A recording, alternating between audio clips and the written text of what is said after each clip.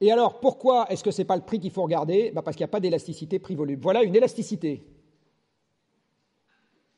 Regardez bien, c'est une élasticité. Si, c'est une élasticité. Je vous assure, c'est une élasticité. Si, c'est une élasticité.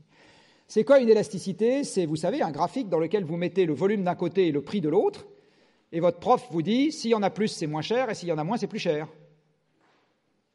Oui, on est d'accord, hein, c'est bien ça que vous avez entendu. Donc, une élasticité, c'est une courbe qui ressemble au trait en pointillé, là. Voilà.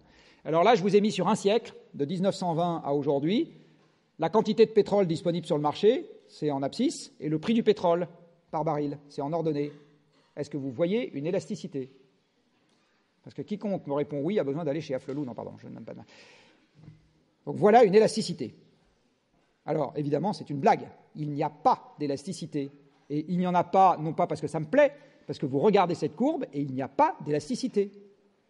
L'élasticité de long terme prix-volume sur le pétrole et sur l'énergie en général n'existe pas. Donc, ce n'est pas la peine de regarder les prix pour savoir si ça sera rare demain. Ça ne marche pas. Et en fait, alors je n'ai pas le temps de vous faire la théorie aujourd'hui, mais vous pouvez très simplement expliquer, il faut juste 3 minutes et l'heure commence à tourner, vous pouvez très simplement expliquer pourquoi c'est structurellement impossible que vous n'ayez pas d'élasticité, et les deux indicateurs sont les suivants. C'est que pour avoir beaucoup de pétrole, il faut aller chercher des pétroles compliqués, donc ça fait monter le prix du baril, sauf que si vous faites monter le prix du baril, vous découragez la demande, et donc vous avez moins de demande, et donc vous allez chercher moins de pétrole.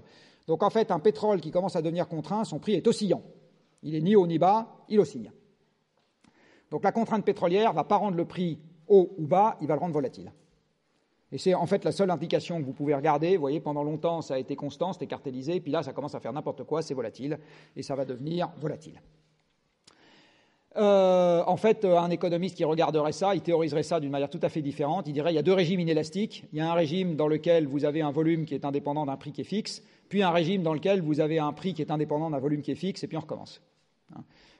Voilà la meilleure approximation qu'il vous trouverait. Vous direz il y a deux régimes inélastiques orthogonaux. Bon, pas du tout ce que...